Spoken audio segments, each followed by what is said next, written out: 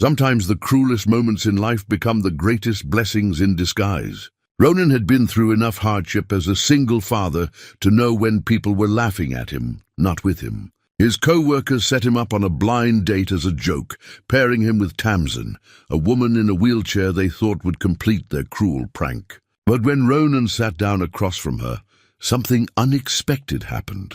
He saw kindness in her eyes, heard wisdom in her words, and felt a connection he hadn't experienced in years. What nobody knew was that Tamsin carried a secret worth billions. Would this night meant for mockery turn into something neither of them saw coming? Before we continue, tell us where you're watching from.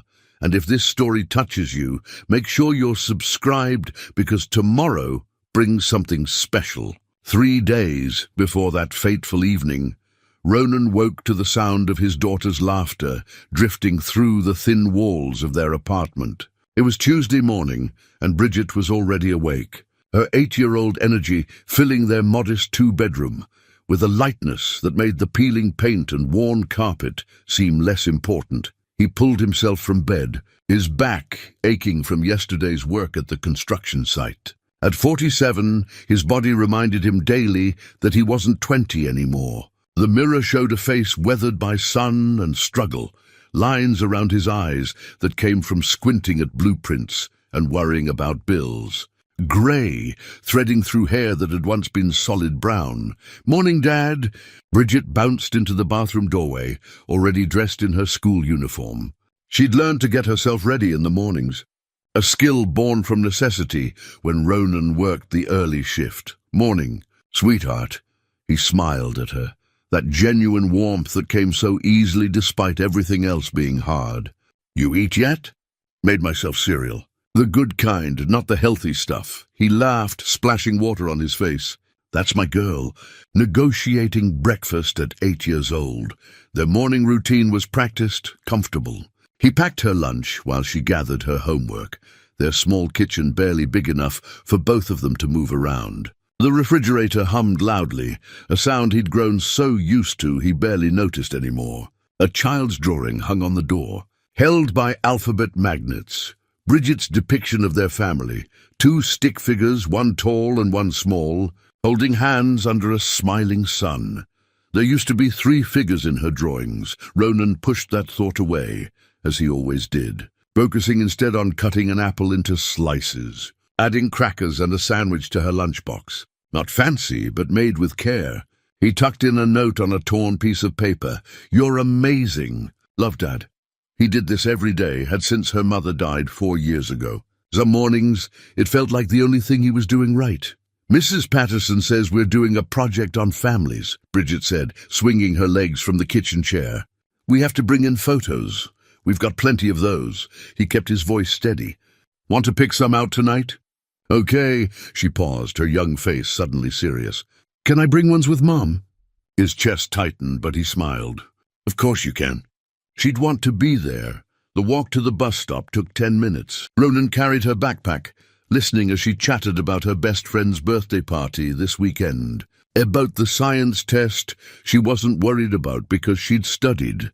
About the new music teacher who let them pick songs sometimes. He absorbed every word, filing them away. These conversations were treasures, proof that despite losing her mother, despite living in a cramped apartment, despite wearing clothes from the thrift store, Bridget was happy. After she climbed onto the bus, waving from a window seat, Ronan walked 3 blocks to where his truck sat parked. It was a 15-year-old Ford with rust along the wheel wells and an engine that coughed before starting. But it ran, and that was what mattered. The construction site was 20 minutes across town. Ronan worked for Hillside Contractors, part of a crew that built commercial spaces, warehouses, retail centers, nothing glamorous. He'd been doing this for 12 years, ever since the factory where he'd worked closed down. The pay was decent when there was steady work, but steady wasn't guaranteed. "Look who finally showed up," Kyle called out as Ronan pulled on his work gloves. Kyle was younger, maybe 32, with the kind of swagger that came from never having experienced real hardship. "We were betting on whether you'd make it before lunch." "I'm 10 minutes early, Kyle." Ronan kept his tone neutral. He'd learned not to engage with Kyle's needling. Yeah, but with your luck, figured you'd have another crisis. Kyle grinned at Dennis, his usual audience. Flat tire, sick kid. Whatever excuse poor Ronan's got today. Dennis at least had the decency to look uncomfortable. Leave him alone, man. Ronan walked past them to the foreman's station, checking in for his assignment. The foreman, a gruff man named Pete, who'd been doing this for 30 years, handed him blueprints for the day's framing work. Don't listen to those idiots, Pete muttered. You're the most reliable man I got. Appreciated, Pete. The morning passed in the familiar rhythm of physical labor. Ronan liked the work, actually. The straightforward nature of it. Measure twice, cut once. Follow the plans. Problems had solutions you could see and touch. Not like the rest of life, where you did everything right and still ended up drowning. At lunch, he sat apart from the main group, eating the sandwich he'd packed. His phone buzzed with a text from his brother Connor. Still on for Friday? The guys really want to meet you. Ronan stared at the message, remembering. Connor had been pestering him for months about dating again. You can't stay alone forever, his brother kept saying. Bridget needs to see you happy. Last week, Connor had finally worn him down. Just one blind date. Friend of a friend. No pressure, just dinner. What's the worst that could happen? Ronan had agreed mostly to stop the nagging. He'd typed back, yeah, Friday, 7 o'clock. Now, sitting on a stack of lumber with sawdust in his hair, he wondered what he'd gotten himself into. The truth was, he hadn't been on a date since before he married Sarah. That was over 15 years ago. He didn't know how to do this anymore. Didn't know if he even wanted to, but there was a small part of him, a part he barely acknowledged, that was tired of being alone. Not lonely, exactly. He had Bridget, had his brother's family, had work acquaintances. But at night, after his daughter fell asleep and the apartment grew quiet, he felt the absence of someone to share the weight with. Hey, Ronan! Kyle's voice cut through his thoughts. You hear me? He'd looked up to see Kyle and Dennis approaching, both grinning in a way that made him wary. We were just talking, Kyle said, sitting down uninvited. You ever think about getting back out there? Dating scene. Ronan's guard went up immediately. Not really. See, that's what I told Dennis. I said, Ronan's probably too busy being super dad to think about women. Kyle's tone was mocking, disguised as friendly. But here's the thing. Connor mentioned you got a date Friday. Ronan's jaw tightened. His brother and Kyle's girlfriend were co-workers. Of course word had spread. Yeah, so? So nothing, man. Good for you. Kyle exchanged a glance with Dennis that Ronan couldn't read. Just saying, must be nerve-wracking. Getting back out there after so long, I'll manage. Course you will. You're a catch, right? Kyle stood, slapping Ronan's shoulder harder than necessary. Friday night. Billionai's restaurant. 7 o'clock. Should be interesting. After they walked away, Ronan sat very still, that last comment replaying in his mind. How did Kyle know where and when? Connor wouldn't have shared those details. Something felt off, but he couldn't put his finger on what. The afternoon dragged. By the time Ronan clocked out at 5, his shoulders ached and his hands were raw despite the gloves. But he couldn't go home yet. His second job started at 6, warehouse work at a distribution center, stocking shelves and loading trucks until midnight. He called Bridget from the truck. Hey, sweetheart. How was school? Good. We started the family project. Mrs. Patterson loved the photos. That's great. You at Mrs. Landry's? Their downstairs neighbor, an elderly widow, watched Bridget most evenings in exchange for Ronan, helping with her repairs and grocery shopping. Yep, she's teaching me to play chess. You listen to her, okay? Be good. I'll be home late. I know, Dad. Love you. Love you too, kiddo. The warehouse job was mind-numbing but necessary. The construction work paid most of their bills, but medical debt from Sarah's cancer treatment still haunted them. $23,000 remaining, down from 60. He paid what he could every month, but it felt like swimming against a current that never stopped. At midnight, he drove home through empty streets, so tired his eyes burned. The apartment was dark and quiet. Mrs. Landry had left a note. Bridget asleep by 9. She's a treasure. Tea tomorrow? He smiled at her careful handwriting. The kindness of strangers, well, neighbors, had saved him more times than he could count. In Bridget's room, he found her curled under blankets decorated with stars, her breathing soft and even. He adjusted the covers, kissed her forehead, and whispered, "You're the reason I keep going." In his own room, Ronan sat on the edge of his bed, taking out his wallet. Behind his driver's license was a photo. Sarah on their wedding day, her smile bright and hopeful, her hand in his. She'd been 31 then, so full of life that it seemed impossible she'd be gone by 39. Friday, he whispered to the photo. "I'm going on a date. I know that sounds crazy, but Connor thinks it's time, and maybe he's right. Maybe I need to try." He tucked the photo away, turned off the light and lay back. Sleep came slowly, his mind already worrying about Friday, about what to wear, about whether he'd remember how to talk to a woman who wasn't his daughter or his neighbor or a co-worker's wife. He didn't know that across town, in a penthouse office overlooking the city, another person was having similar doubts about the exact same evening. The first few minutes were awkward in the way that all first dates are awkward. Ronan fumbled with his menu, knocked over the water glass, thankfully empty, and apologized 3 times before he'd even ordered. Tamsin found it endearing, this nervousness that meant he actually cared about making a good impression. "So," he said, after they'd both ordered, "Connor told me you work in consulting?" It was the cover story Fiona had suggested, vague enough to be true, specific enough to avoid immediate questions. "Something like that. They work in technology, helping companies design better products. That sounds interesting." His tone was genuine, not just polite. "What kind of products?" "Mostly things that make technology more accessible. Better interfaces, adaptive equipment, that sort of thing." She watched his reaction carefully, looking for the usual responses. Pity, performative inspiration, awkward over-enthusiasm. Instead, he nodded thoughtfully. "My daughter's teacher uses a wheelchair. She was telling me last month about how frustrating it is that half the educational software isn't designed with screen readers in mind. Makes her job twice as hard." Tamsin felt something relax in her chest. He talked about disability the way you'd talk about any other fact, present, relevant, but not defining. "That's exactly the problem I try to solve. Technology should work for everyone, not just the able-bodied majority." "Makes sense." He took a sip of water. "Your work must be satisfying then, knowing you're actually helping people." "It is." She paused, then decided to test him slightly. "The consulting pays well, too. I've been fortunate in that regard." She watched for the flicker, the subtle shift in expression that meant money had changed the equation. But Ronan just smiled. "Good for you. Not enough people get paid what they're worth." The food arrived, and the conversation flowed more easily. He told her about Bridget, his 8-year-old daughter who wanted to be a veterinarian one week and an astronaut the next.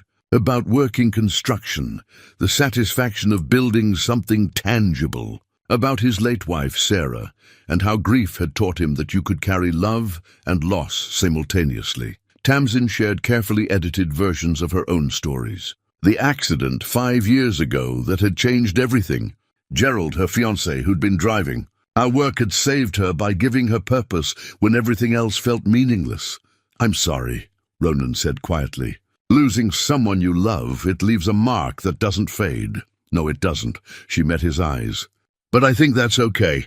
The mark means they mattered." "Yeah." His voice was thick with understanding. "Yeah, exactly." They talked about books, both preferred mysteries and movies. He admitted to crying at the end of children's films, which made her laugh. They discussed the city, the best parks, the worst traffic patterns. Normal things, easy things, the kind of conversation that felt like trying on comfortable clothes. An hour passed, then another. The restaurant filled and emptied around them, but neither noticed. Ronan had forgotten his nervousness. Tamsin had forgotten to maintain her CEO composure. They were just 2 people talking. Then Tamsin noticed movement across the restaurant. 2 men at the bar, watching them. One of them, younger with a smirk that made her uneasy, nudged his companion and gestured in their direction. "Do you know those men?" she asked quietly. Ronan turned, and his expression changed instantly. The warmth drained from his face, replaced by something harder. "Yeah, they're from my work crew. The two men were approaching now, drinks in hand, their body language screaming trouble. Ronan, the younger one, Kyle Tamsin would learn later, clapped Ronan on the shoulder. Didn't expect you to actually show up, Kyle. Ronan's voice was flat. Dennis, we're kind of in the middle of dinner. Oh, we can see that. Kyle's eyes slid to Tamsin, and she felt the assessment, the judgment. Having a good time? We were. That's great, man. Really great. Kyle's grin widened. Hey, Dennis and I were just saying how nice it is that you're finally getting back out there. Really brave of you, you know? Taking our suggestion and everything. Something cold settled in Tamsin's stomach. Your suggestion? Oh, didn't he tell you? Kyle leaned against their table, completely inappropriate, invading their space. This whole thing was our idea. Well, kind of a joke, really. We set up the profiles, arranged the whole date. Figured Ronan here needed a confidence boost. Ronan had gone very still. Kyle, stop talking. Why? It worked out, didn't it? You're here, she's here. Kyle looked at Tamsin directly now, and there was cruelty in his expression. We thought it'd be funny, you know, pairing up the broke single dad with the disabled chick. No offense, but neither of you exactly has options, right? Figured you might as well get out. Ronan stood so fast his chair scraped loudly. Now, hey, no need to get upset. We did you a favor. You set me up as a joke.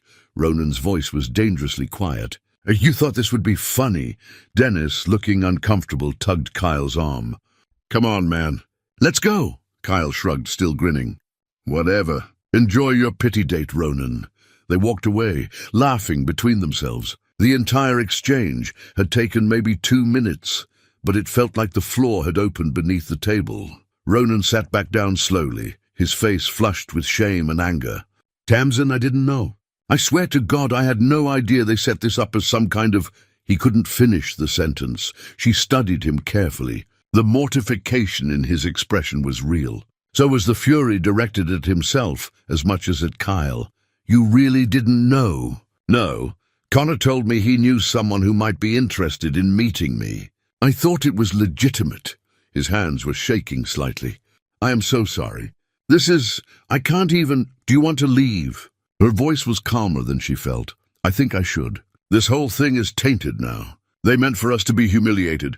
He reached for his wallet. Let me pay for dinner, at least. Ronan. She put her hand on his arm, stopping him. Did you know or didn't you? He looked at her directly and she saw the honesty there. I didn't know. I would never... People aren't jokes. You're not a joke. She believed him. The question was what to do with that belief. There's a coffee shop 2 blocks from here, she said. It's supposed to be good. What if we went there instead? He blinked, surprised. You want to continue? Those men wanted us to be humiliated, wanted us to feel like we were charity cases for each other. She felt anger rising, clean and sharp. I refused to give them that satisfaction. A slow smile crossed Ronan's face. You're something else, you know that? I've been told. She signaled for the waiter. My treat tonight, non-negotiable. Outside the restaurant, they walked in silence for half a block before Ronan spoke. Can I ask you something? Sure. Why did you agree to continue?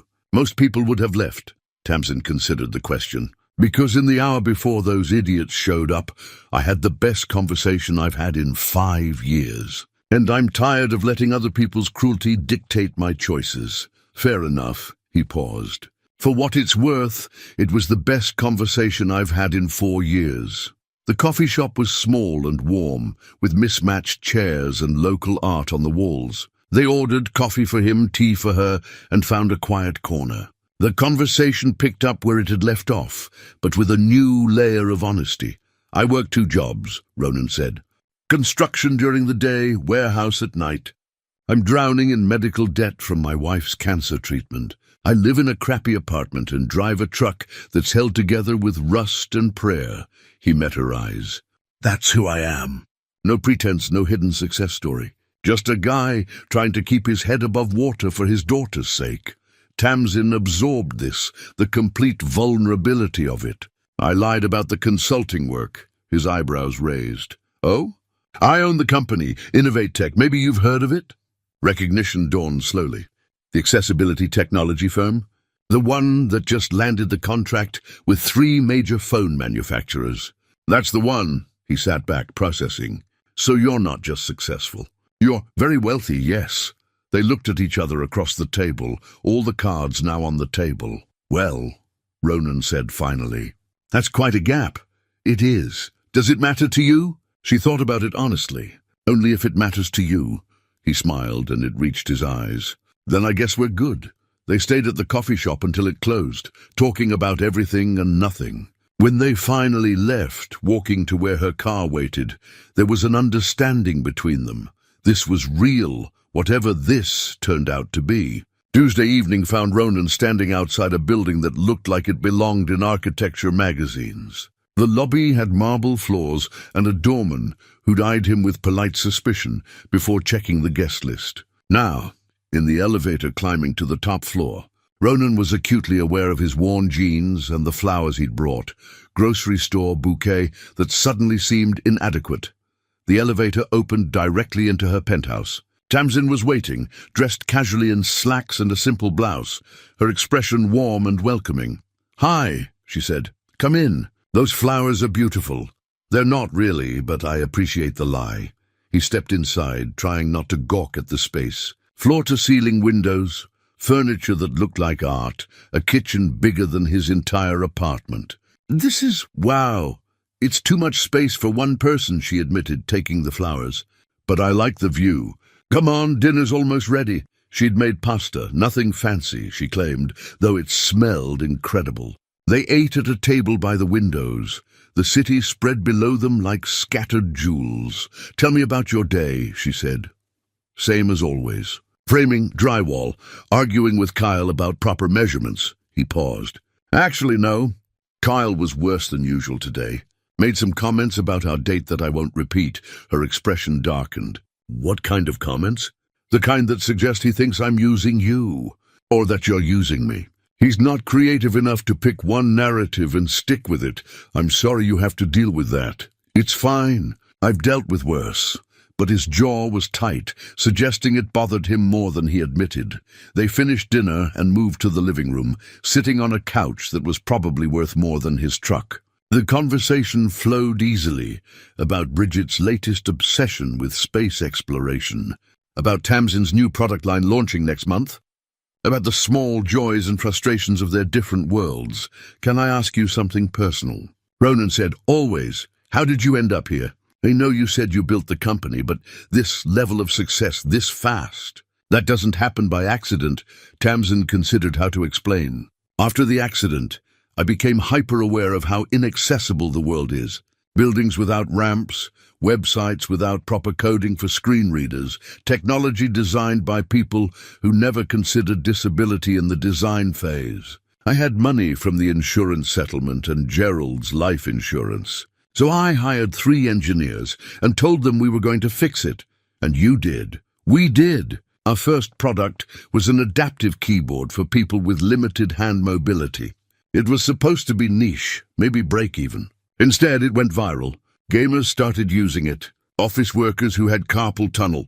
Suddenly we had investors calling, and I realized we could scale this, make real change while building a profitable company. That's amazing, really. It was necessary," she corrected gently.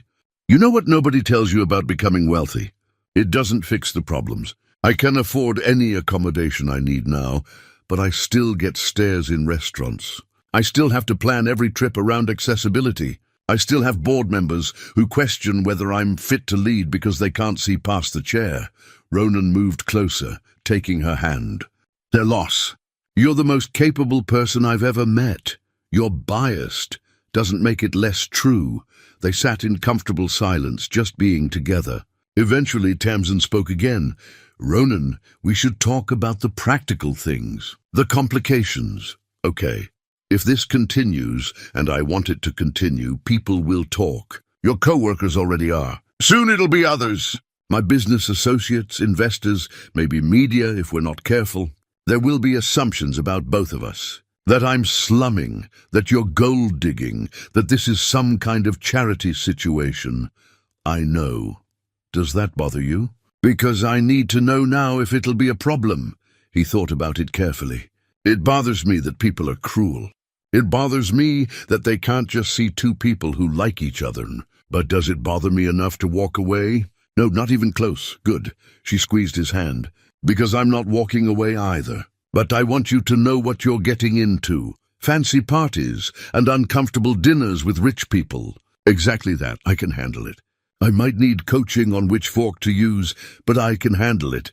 She laughed and the tension broke. They talked for another hour about everything and nothing until Ronan reluctantly checked his watch. I should go. I need to relieve Connor from babysitting duty.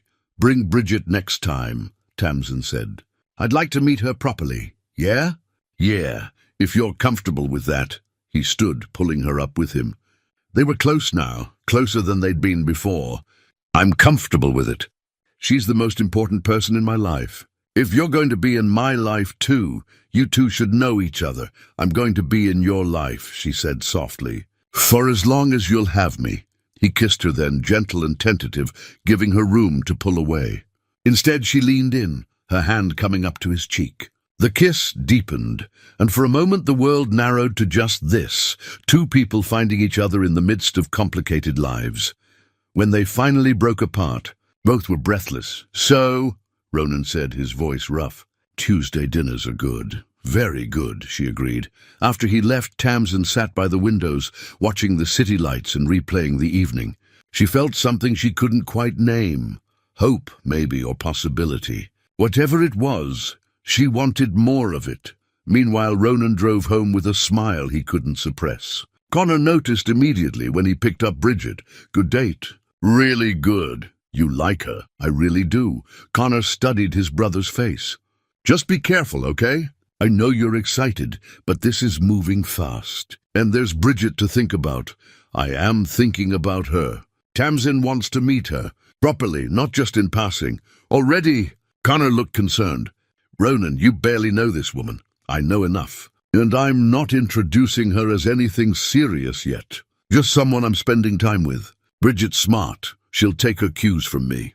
All right. Just don't rush it. But Ronan was already planning it in his head. Saturday, maybe. Something low-key. The park where he and Tamsin had gotten ice cream. Let Bridget see them together in a natural setting. Let her form her own opinion. The rest of the week passed in a haze of anticipation. They texted constantly, called when they could. Tamsin sent Bridget a small gift. A book about women in STEM fields, with a note saying she'd heard Bridget was interested in space. When Ronan read the note to his daughter, Bridget's face lit up. She sent me a present? When do I get to meet her? Saturday. If you want to. I definitely want to. Saturday arrived sunny and warm. They met at the park, Tamsin arriving first and waiting near the playground. She was nervous in a way she hadn't been before. Meeting someone's child felt significant, weighted with implications about the future. Then she saw them approaching, Ronan holding Bridget's hand, and her nervousness transformed into something else. Bridget looked like her father, same warm smile, same open expression. Hi, Bridget said, stopping a polite distance away. I'm Bridget. Thank you for the book. I've already read 3 chapters. I'm so glad you liked it. Tamsin smiled at her. Your dad tells me you want to be an astronaut or a veterinarian. I haven't decided yet. Bridget tilted her head, studying Tamsin with a child's directness. Dad says you make computers better for people. That's cool. I try to. Maybe I could show you sometime if you're interested. Really? That would be awesome. They spent the afternoon together, getting ice cream, walking through the park, feeding ducks by the pond. Bridget chatted constantly, asking questions about everything, and Tamsin answered each one thoughtfully. Ronan watched them interact, feeling something settle in his chest. This could work. This could really work.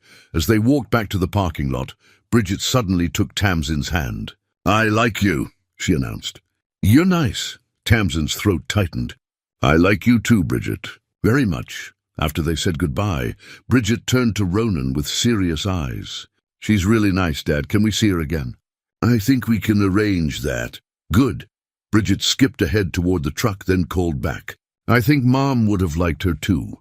Ronan felt tears prick his eyes. Yeah, sweetheart, I think she would have. 2 months into their relationship, The rhythms of their lives began to intertwine in ways both beautiful and complicated.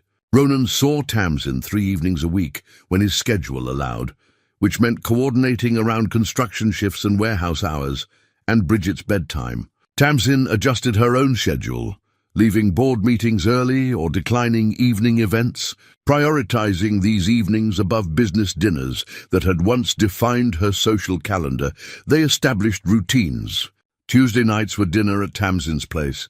She'd learned to cook simple meals, finding unexpected joy in preparing food for people she cared about. Thursdays, if Ronan wasn't working his warehouse shift, they'd meet for coffee after Bridget's bedtime. Saturdays belonged to all 3 of them. Park visits, museums, once a trip to an aquarium, where Bridget pressed her nose against the glass and declared she might want to be a marine biologist instead of an astronaut. But with the growing intimacy came growing complications. At work, Kyle's comments had escalated from snide remarks to outright hostility. He'd started calling Ronan the charity case and making jokes about wheelchairs that were designed to provoke. Other co-workers defended Ronan, which only created more tension on the job site. One Thursday afternoon, it came to a head. Ronan was measuring lumber when Kyle walked past and knocked his tape measure out of his hand. "Oops, guess I'm as clumsy as your girlfriend." Ronan straightened slowly. "Walk away, Kyle, or what? You gonna run to your sugar mama?" "Oh wait, she can't run." Ronan's fist connected with Kyle's jaw before he fully registered the decision to swing. Kyle stumbled back, and for a moment the entire work site went silent. Then Kyle lunged forward, and they were grappling, other workers rushing to pull them apart. Pete the foreman appeared, his face red with fury. "Both of you, my office. Now." In the cramped construction trailer, Pete looked between them with disappointment that hurt worse than Kyle's cheap shots. "I don't care who started it or why. Fighting on a job site means both of you are suspended. 3 days, no pay. And if it happens again, you're both fired." Kyle left, still smirking, but Ronan felt only shame. 3 days without pay meant falling further behind on bills, meant disappointing Pete, meant having to explain to Bridget why Dad was home during work hours. He called Tamsin from the parking lot, his knuckles still aching. "I messed up. What happened?" He told her everything, the escalating harassment, the final comment, his loss of control. When he finished, there was silence on the line. "I'm sorry," Tamsin said finally. "This is because of me. Because people are talking about us. It's because Kyle's a bully who found a target. This isn't on you, isn't it?" "Ronan, I've been thinking about this. The attention we're getting, the assumptions people are making. Maybe we should—" She paused, choosing words carefully. "Maybe we should keep things more private for a while. Not hide exactly, but not flaunt it either." Something cold settled in his chest. "You mean hide it?" "That's not what I said. That's what it sounds like. Like you're embarrassed." "I'm not embarrassed." Her voice tightened with frustration. "I'm worried about you. About your job, your stability, Bridget's security. If taking a step back in public would help, taking a step back means letting them win. Means agreeing that we're something to be ashamed of. That's not fair, isn't it?" He knew he was being unreasonable but couldn't stop. "You're the one suggesting we hide. I'm the one who just lost 3 days' pay defending your honor." The words hung between them, harsh and wounding. Tamsin's voice went quiet. "I didn't ask you to do that." "I know. I'm sorry. I just—" He rubbed his face with his free hand. "I need to go. I need to think. Ronan, I'll call you later."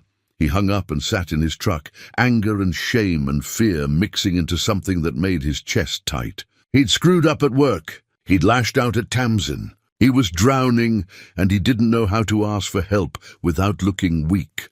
That evening, after explaining the suspension to Bridget in terms that emphasized consequences for poor choices, Ronan called his brother. "I think I'm ruining this," he admitted. With Tamsin, "I'm letting pride and stress make me stupid." "What happened?" He explained the fight, the suspension, the argument with Tamsin. Connor listened without interrupting, which Ronan appreciated. When he finished, Connor was quiet for a moment. "You're scared," Connor said finally. "What?" "You're scared this is too good to last. Scared you'll lose it like you lost Sarah, so you're sabotaging it before it can hurt worse." Connor's voice was gentle but firm. "I've watched you do this for 4 years. Anytime something good happens, you find a way to prove you don't deserve it." The words hit like a physical blow. "That's not... It is, though. You work yourself to death because you think suffering is the only way to earn security. You push people away when they offer help because accepting it means admitting you can't do everything alone. And now you've found someone who sees you as more than just a struggling single dad, and you're terrified." Ronan wanted to argue, but the truth in Connor's words was undeniable. "What do I do?" "Call her back. Apologize properly, and then do the hardest thing you've ever done. Let her in. Really in, all the way. The fear, the struggle, the parts you think make you unworthy. Let her see it all." Ronan called Tamsin an hour later, after he'd put Bridget to bed and had time to think. She answered on the first ring. "I'm sorry," he said immediately. "You were trying to help, and I made it about my pride. That wasn't fair. I'm sorry too. I shouldn't have suggested hiding. You were right. That would be letting them win." They talked for 2 hours, really talked about fears and insecurities, and the ways their different worlds created friction neither had anticipated. By the end, they'd agreed to face the complications together rather than retreating into safety. "Come over tomorrow," Tamsin said. "I want to see you." "I'd like that." Friday evening, Ronan arrived at her penthouse with takeout, his contribution since he couldn't afford fancy restaurants right now. They ate on her couch, and for the first time, he told her everything. The full extent of his medical debt, the constant juggling of bills, the warehouse job he hated but couldn't quit, the fear that kept him awake at 3 a.m, wondering what would happen to Bridget if he got sick or injured. Tamsin listened without interrupting. And when he finished, she took his hand. "I want to help," she said carefully. "Not because I think you can't handle it, but because I care about you, and I have resources I'm not using. Would you let me?" His instinct was to refuse, to insist he could manage. But Connor's words echoed in his mind. "Let her in." "What kind of help?" "I don't know yet. Maybe paying off the medical debt. Maybe helping with rent, so you can quit the warehouse job and actually sleep at night. We'd figure out terms that work for you. Something that doesn't feel like charity. I can't accept money from you. That changes everything, does it? Or does pride change everything?" Her voice was gentle but firm. "Ronan, you told me once that Sarah's death taught you that you could carry love and loss simultaneously. But you're still carrying everything else alone. At some point, partnership means letting someone share the weight." He closed his eyes, fighting against every instinct he had. "If I accept help from you, people will say I'm using you. That I'm with you for your money. People already say that. Are you going to let their opinions dictate our relationship?" "No." "Then let's make our own rules. What would make you comfortable?" They talked through options, eventually landing on a loan structure. Formal terms, reasonable interest, monthly payments he could actually manage. It felt better than a gift, gave him agency even while accepting help. "Can I think about it?" he asked. "Of course. Take all the time you need." Later, as they sat by the windows watching the city lights, Tamsin rested her head on his shoulder. "Thank you for letting me in," she said quietly. "Thank you for wanting in." The next few weeks tested them in different ways. At work, Kyle spread rumors about Ronan accepting money from his rich, crippled girlfriend. Words that made Ronan's blood boil, but that he forced himself to ignore. Other co-workers were supportive, but the job site had become uncomfortable in ways that wore on him. Meanwhile, Tamsin faced her own pressures. A major investor started questioning her judgment, suggesting that her personal life was affecting her professional focus. Board members whispered in corners. The business press began running pieces about her relationship. Some supportive but many skeptical about the optics of a billionaire CEO dating a construction worker. One evening, Fiona confronted Tamsin in her office. "The board is getting restless. They're saying your relationship is becoming a distraction. My company performance hasn't suffered. I know that. But perception matters in business. They're worried about image, about what investors think. Let them worry." Tamsin's voice was steel. I'm not ending a relationship because it makes old men in suits uncomfortable. I'm not suggesting you should. I'm just warning you that there might be consequences. After Fiona left, Tamsin sat in her office and wondered if she was being selfish. Her company employed 300 people. If her relationship jeopardized that, wasn't she putting personal happiness above professional responsibility? She called Ronan that night. "Do you ever think we're making things harder than they need to be?" "Every day," he admitted. "But then I remember how I feel when I'm with you, and I think it's worth it. What if my relationship with you costs me my company? Would it?" "Maybe. The board is restless. Investors are questioning my judgment." He was quiet for a moment. "If you lost the company, would you blame me?" "No, never. Then we keep going. We face whatever comes together." His certainty steadied her. They'd chosen this path, knowing it would be difficult. The question was whether they were strong enough to walk it together. 3 months into their relationship, Tamsin invited Ronan to a charity gala her company was sponsoring. It was the kind of event she usually attended alone, maintaining professional distance from everyone around her. But she wanted him there, wanted to stop compartmentalizing her life into work Tamsin and real Tamsin. "I need to warn you," she said when extending the invitation. "It's going to be uncomfortable. Formal wear, small talk with people who measure worth in investment portfolios, lots of judgment disguised as curiosity." "Sounds delightful," he said dryly. "When is it?" "Next Saturday. And before you worry about the tuxedo rental, I have a tailor who can—" "No." His voice was firm. "I'll rent my own tux. I can afford that much." She recognized the pride in his refusal and didn't push.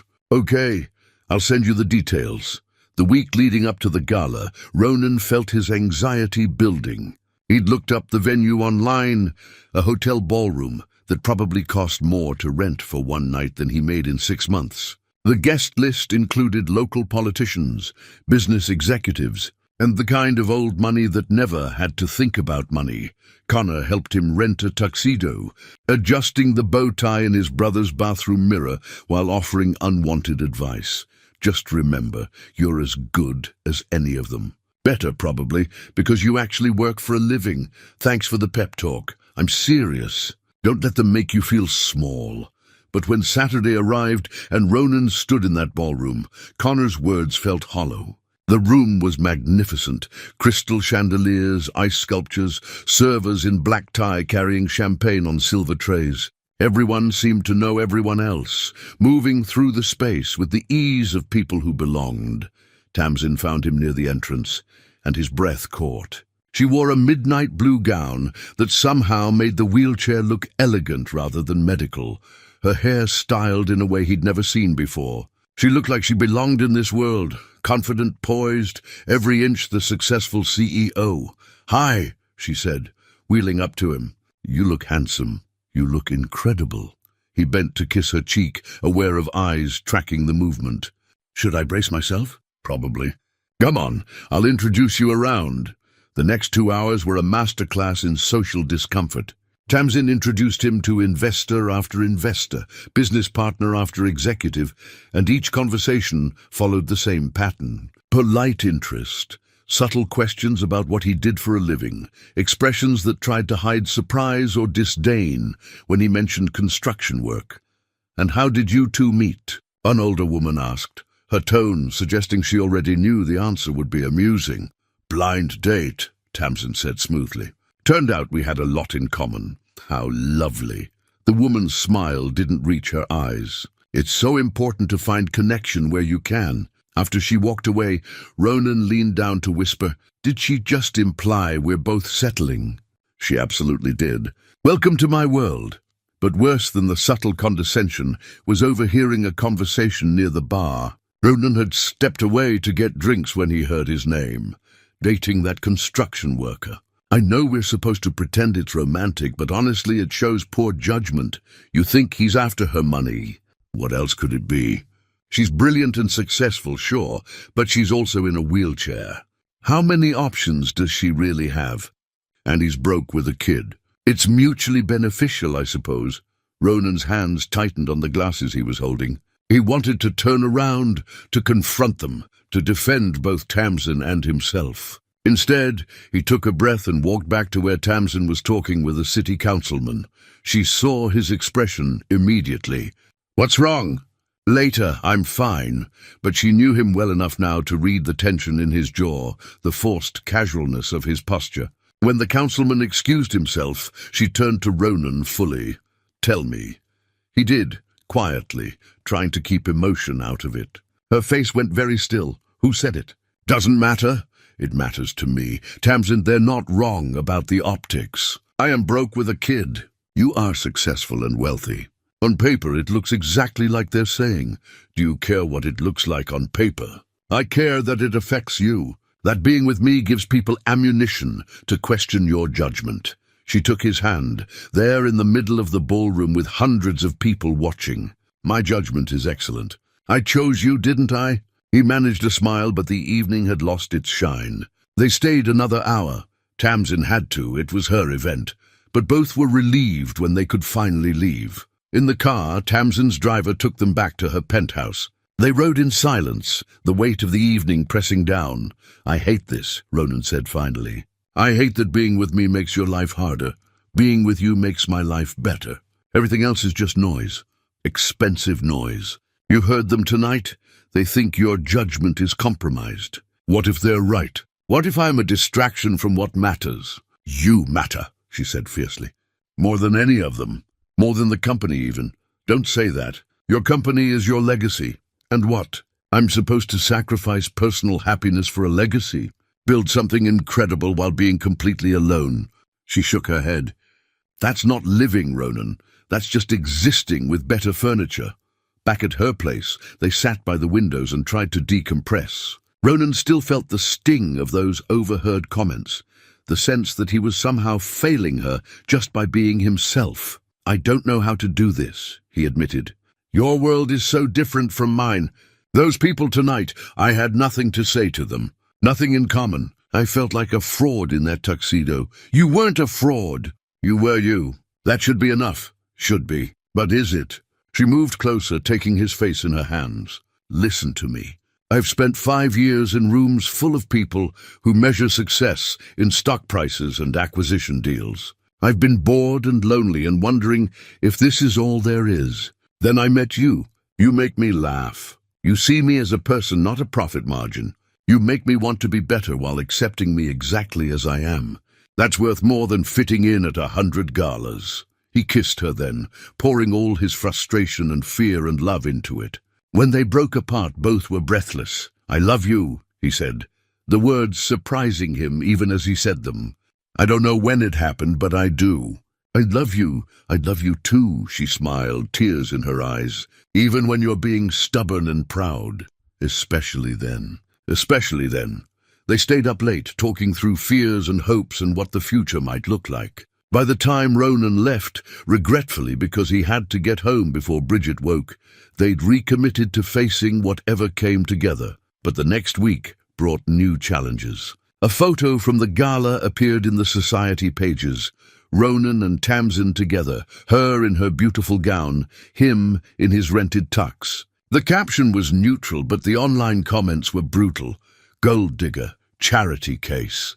Poor judgment. Calculating woman taking advantage of lonely man." The comments hurt, but what hurt worse was the call Tamsin received from her board chairman on Wednesday morning. "We need to talk about your personal life. It's becoming a liability to the company. My personal life is not the board's concern. It is when it affects shareholder confidence." "We're getting questions, Tamsin. Investors are worried your focus is divided." "My focus is fine. Company performance is up 15% this quarter. That's not the point. Perception matters. And right now, the perception is that you're making decisions based on emotion rather than logic." After she hung up, Tamsin sat very still in her office, rage and fear warring inside her. She'd built this company from nothing. It was hers, and now they were using her relationship as a weapon against her. She called Ronan that evening, voice tight with controlled fury. "The board is questioning my leadership. Because of us. What does that mean?" It means they're watching me, looking for any excuse to suggest I'm not fit to lead. She paused. Ronan, this could get ugly. If they decide to push it, there could be consequences for both of us. Then we face them together, he said quietly. Like we always do. But even as he said the words, Ronan felt the weight of what was coming. They'd chosen each other, but that choice was about to be tested in ways neither had anticipated. 3 weeks after the gala, Ronan was on the construction site when his phone rang.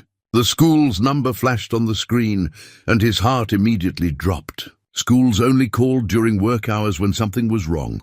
Mr. Garrett, this is Principal Stevens. Bridget collapsed during gym class. The ambulance is taking her to Memorial Hospital. You should come right away.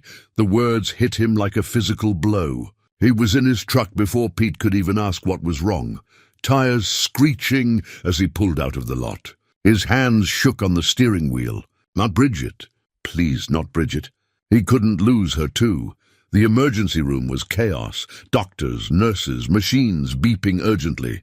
They'd taken Bridget straight into examination, wouldn't let him follow. A nurse explained that they suspected appendicitis, needed to run tests, prepare for possible surgery. Surgery? His voice cracked. Is she going to be okay? The doctor will explain everything. Just try to stay calm, but calm was impossible. He sat in the waiting room, head in his hands, trying to remember how to breathe. He called Connor, left a voicemail. Called Tamsin next. Ronan, what's wrong? He could barely get the words out. Bridget, hospital, they think appendicitis. I can't. Which hospital? Memorial. I'm on my way. 20 minutes. She arrived in 15, finding him pacing the hallway outside the examination area. The moment he saw her, something in him broke. She opened her arms, and he folded into them, this strong man who'd been holding it together for years, finally letting someone else carry part of the weight. She's all I have, he whispered. If something happens to her, nothing's going to happen. She's young and strong, and they caught it early. She's going to be fine. A doctor appeared, introducing himself as Dr. Walsh. Mr. Garrett, it is appendicitis. We need to operate within the hour. It's a routine procedure, but there are always risks we need to discuss. The doctor went through the consent forms, the risks, the recovery timeline. Ronan signed everything with numb fingers, barely processing the words. They let him see Bridget briefly before surgery. She was scared, but trying to be brave, and that broke his heart more than anything. Dad, it hurts. I know, baby. But the doctors are going to fix it. You're going to be just fine. Promise? He kissed her forehead. Promise! They wheeled her away, and Ronan stood in the hallway feeling more helpless than he'd ever felt in his life. Tamsin took his hand, leading him back to the waiting area. Connor's on his way, she said. He got your message. They sat together, Tamsin's hand in his, while minutes crawled past. An hour, too. Connor arrived with his wife, bringing coffee nobody drank. Finally, Dr. Walsh reappeared. Surgery went perfectly. No complications. She'll be in recovery for another hour, then we'll move her to a room. You can see her then. Relief hit Ronan so hard he nearly fell. Thank you. Thank you so much. After the doctor left, a woman from the billing department appeared. Mr. Garrett, we need to discuss payment arrangements.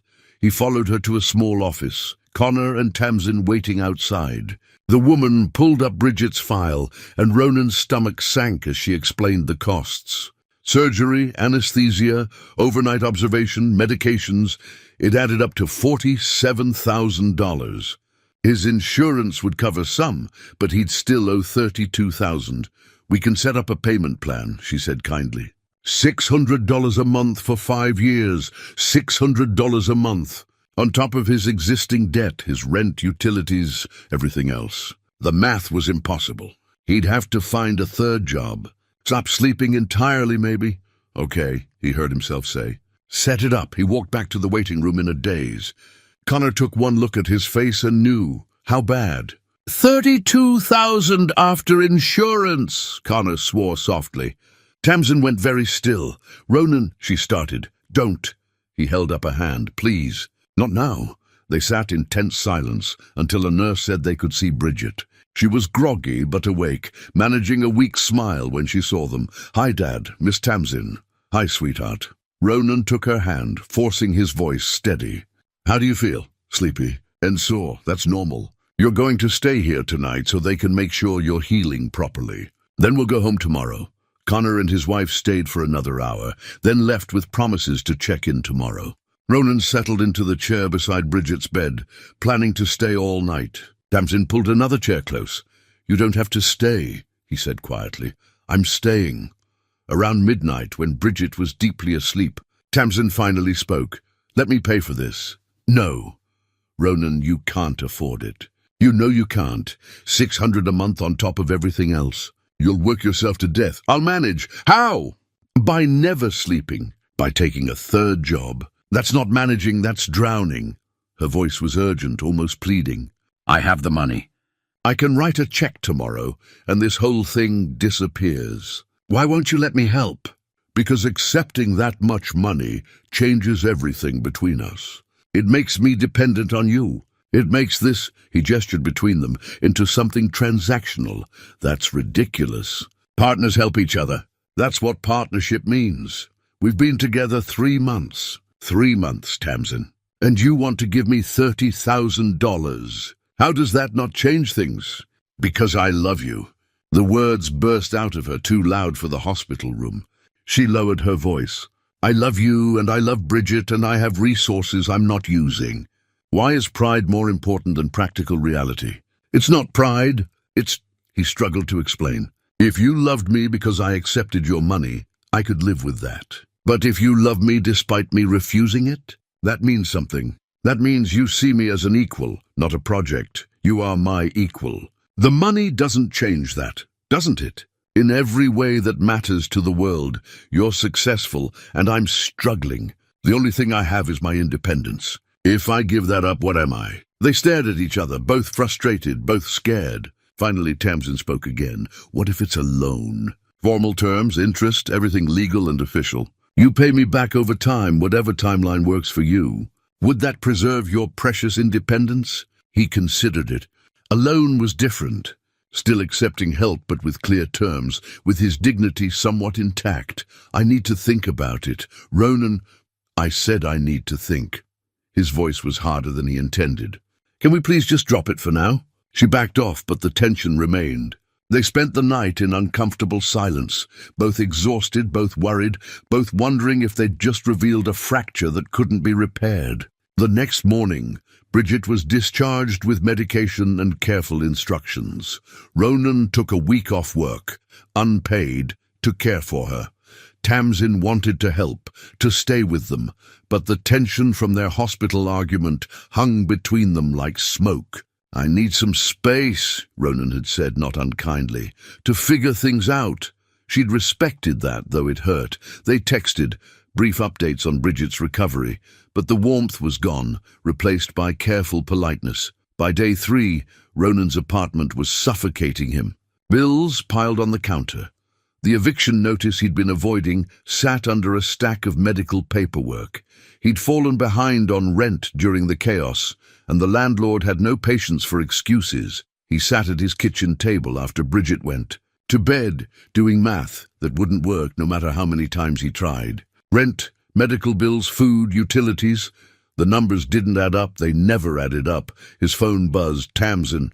How is she? Better. Asking when she can go back to school. That's good. And you? He stared at the question, at the 3 letters that contained so much concern. His fingers hovered over the keyboard. I'm drowning. I can't do this alone anymore. The response came immediately. You don't have to. Let me help, please. He closed his eyes, pride warring with desperation. Finally, he typed, Can we talk? Tomorrow? Yes. Any time. The next evening, Connor stayed with Bridget while Ronan drove to Tamsin's penthouse. She opened the door before he could knock, her expression anxious. Hi. He stepped inside, and they stood awkwardly in her enormous living room. I'm sorry about the hospital, about being stubborn. I'm sorry for pushing. Watching you struggle when I could help, it kills me. He took a breath. I need the loan. All of it. $50,000 to cover the medical bills and back rent, and maybe buy myself some breathing room. But I need terms that let me keep my self-respect. Relief flooded her face. Okay, whatever terms you want. They sat together, working through the details.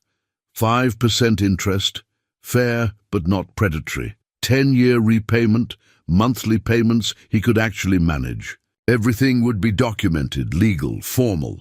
One more thing, he said. I pay you back every cent. If we break up, if something happens, the debt doesn't disappear. This is business, not charity. Understood. She pulled out her laptop, started drafting the agreement. My lawyer can formalize this tomorrow. Thank you. The words felt inadequate. I mean it. You're saving my life here. You'd do the same for me. In a heartbeat. The contract was drawn up within 2 days. Ronan read every line, signed with a hand that still trembled slightly. The money transferred, and suddenly his immediate crises were solved.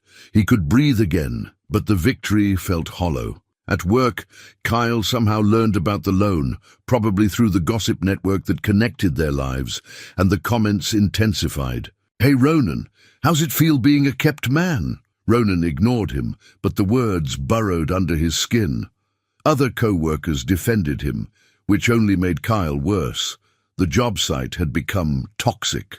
Meanwhile, across town in a corporate boardroom, Tamsin faced her own battle. The investors had called an emergency meeting, and their intention was clear from the moment she wheeled into the conference room. We need to discuss your leadership, the lead investor began. Specifically, concerns about your judgment.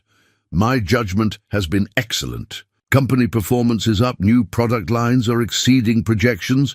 We're not talking about product performance. We're talking about personal decisions that reflect on the company. He slid a folder across the table. Inside were photos. Her and Ronan at the gala, leaving her building together. The Society page articles. This relationship is becoming a liability. Tamsin felt rage rise, clean and cold. My personal life is not the board's concern. It is when it affects investor confidence. There's talk, Tamsin. Questions about whether you're making emotional decisions rather than logical ones. About whether this man is influencing your judgment. That's absurd, is it? You've been distracted, leaving meetings early, declining networking opportunities, and now we hear you've made substantial personal loans. It paints a picture. A picture. Of what exactly? Of someone whose personal entanglements are compromising her professional effectiveness. Fiona, sitting beside Tamsin, spoke up. The company's numbers don't support that narrative. Every metric shows strong performance. Numbers aren't everything. Perception matters. And right now, the perception is troubling. The investor leaned forward. We're calling for a vote of no confidence at next month's board meeting. Unless you can demonstrate that your personal situation isn't affecting your leadership, we'll be recommending your removal as CEO. The room went silent. Tamsin sat very still, processing the threat. They were trying to take her company, the company she'd built from nothing, that she'd poured her grief and passion into creating. Let me be clear, she said quietly. This company exists because of my vision, my leadership. My refusal to accept that accessible technology should be a niche market. You're welcome to call your vote, but I won't be stepping down, and I won't be ending my relationship to appease your outdated notions of propriety. Then we'll see you at the board meeting. After they left, Tamsin sat in her office, shaking with fury and fear. Fiona brought her tea, sat down across from her. They're serious. They have the votes if you don't give them something. I'm not giving up, Ronan.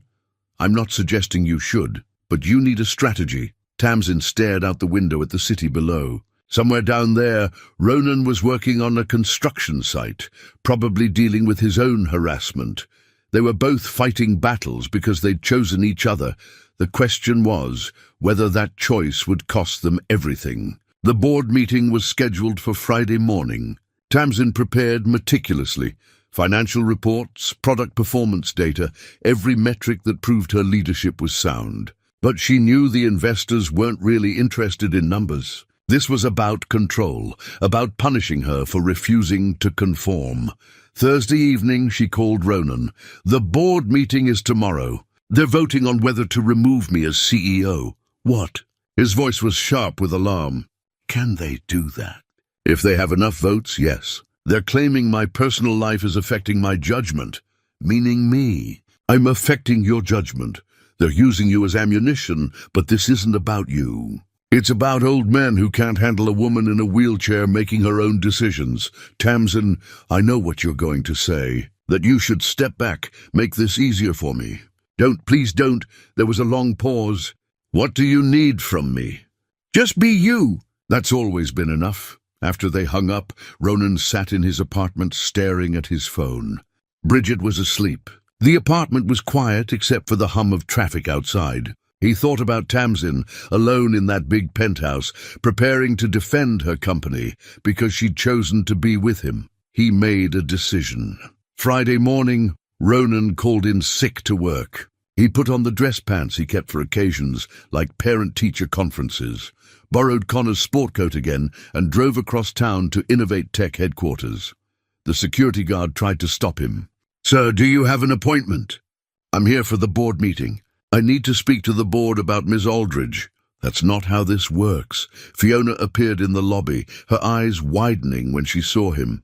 Ronan, what are you doing here? I need to address the board. They're making decisions based on me. I should at least defend myself. That's not, you can't just walk into a board meeting, can't I? They're questioning Tamsin's judgment because of our relationship. I have a right to respond to that. Fiona studied him for a long moment, then made a decision. Come with me. But Tamsin is going to kill both of us. The boardroom was on the top floor, all glass and polished wood. Fiona led him to a small waiting area outside. Through the glass walls, he could see the meeting already in progress. 15 people around a massive table, Tamsin at the head, her expression composed but tense. Wait here, Fiona said. I'll tell her you're here. She slipped into the room, whispered something to Tamsin. Even from outside, Ronan could see Tamsin's shock, then her attempt to get him to leave. He shook his head, stayed put. Inside, the lead investor was presenting his case. Ms. Aldridge's recent personal decisions demonstrate a pattern of emotional rather than logical thinking. The loan to Mr. Garrett, the public relationship that's generated negative press, the distraction from core business functions, all of this suggests compromised judgment. Tamsin responded with her prepared arguments, but Ronan could see she was fighting an uphill battle. The investors had already made up their minds. They were just going through the motions. He stood up, walked to the boardroom door and opened it. The room went silent. 15 heads turned toward him. Tamsin's face showed equal parts fury and terror. I'm sorry to interrupt, Ronan said, his voice steadier than he felt. But if you're going to make decisions about Ms. Aldridge based on her relationship with me, I think I should have a chance to speak. The lead investor's face darkened. This is a closed meeting. You need to leave. In a minute. First, let me tell you what you're getting wrong. He pulled out his phone, brought up a photo of Bridget, set it on the table. This is my daughter. 8 years old. Smart, funny, loves space and animals and asking questions I can't answer. 3 weeks ago, she had emergency surgery. Cost me $32,000 I didn't have. He had their attention now, whether they wanted to give it or not. I'm a construction worker. I make decent money, but I've got medical debt from my late wife's cancer treatment. I live paycheck to paycheck. When Bridget got sick, I didn't know how I was going to pay for it.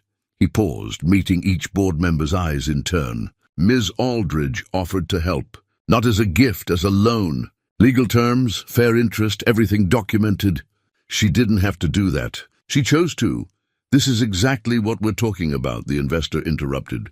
Emotional decisions, personal entanglements. I'm not finished. Ronan's voice cut through the room, authority born from years of commanding work crews. You want to talk about judgment?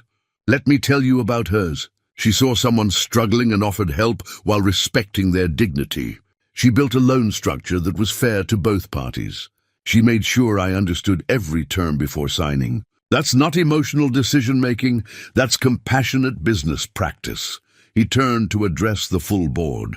You all sit here in your expensive suits, managing portfolios and making deals. But when's the last time any of you actually helped someone? When's the last time you saw a problem and fixed it instead of just profiting from it? The room was absolutely silent now. Ms. Aldridge built this company on the principle that technology should work for everyone. She lives that principle in her business and in her life. And if you can't see that, if you're so focused on appearances and propriety that you miss actual character, then you don't deserve to profit from her vision. He picked up his phone. Bridget's photo disappearing from the table. That's all I came to say. Good luck with your vote. He turned to leave, and Tamsin's voice stopped him. Wait. Tamsin stood, her expression unreadable. Wait, don't leave. Ronan stopped at the door, turning back. The entire board watched this exchange, silent and uncertain. He's right, Tamsin said, her voice carrying across the room. Everything he just said is right. And if you can't see that, then maybe I'm sitting at the wrong table. She wheeled to the front of the room, positioning herself so she faced the entire board. From her bag, she pulled out a worn folder, her original business plan from 10 years ago.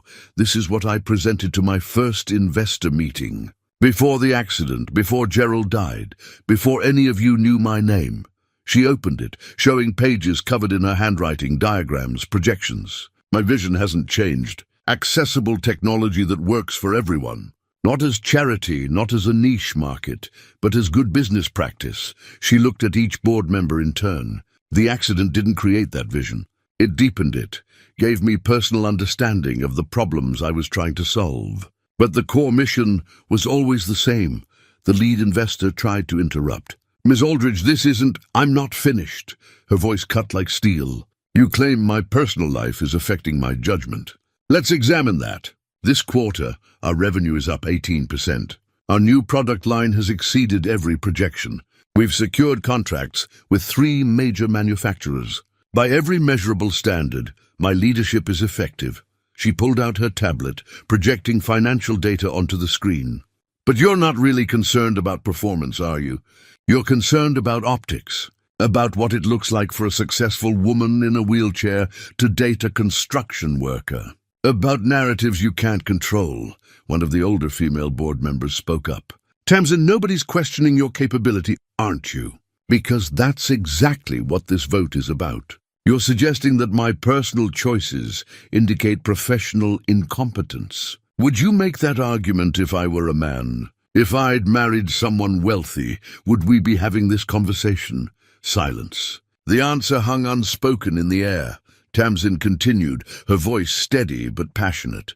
Ronan and I have different backgrounds, different economic situations. But what he has is integrity, character, and the courage to stand in front of a room full of strangers and defend someone he loves. How many people in this room can say they'd do the same? She turned to the lead investor. You're worried about my judgment? Here's my judgment. I can buy out every hostile investor in this room.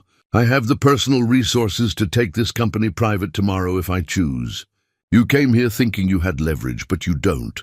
The only leverage you ever had was my desire to build something collaborative, something bigger than myself. The investor's face had gone pale. Are you threatening us? I'm giving you a choice. Back my leadership, or I restructure this company in a way that removes you from the equation. I built Innovate Tech. I funded the first 3 years out of my own pocket. I recruited every key employee, designed every product, secured every major contract. This company exists because of my vision and my work. She paused, letting that sink in.